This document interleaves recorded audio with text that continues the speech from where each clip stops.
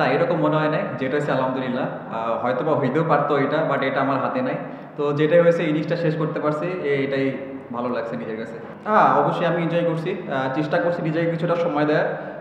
বল একটু লেটে আসতেছিল। যদি আমি আমি চিন্তা করছি আমি আর দাদা যদি আমরা নিজেদের সময় দেই, তাহলে হয়তোবা পরে আমরা এটা কাভার করতে পারবো। তো সেম প্ল্যানে আগাইছি, আমি নিজেকে একটু সময় দিয়েছি এবং বাজে বল পানিশ করছি। আমি কখনো ভাই এভাবে চিন্তা করি না। জাস্ট আমাদের সামনে আর ২টা ম্যাচ আছে।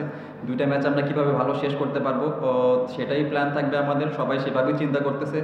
যদি হয়ে যায় হয়েও যেতে পারে, বাট আমি নর্মাল যে প্ল্যানে খেলি সেম প্ল্যানে খেলার চেষ্টা করব।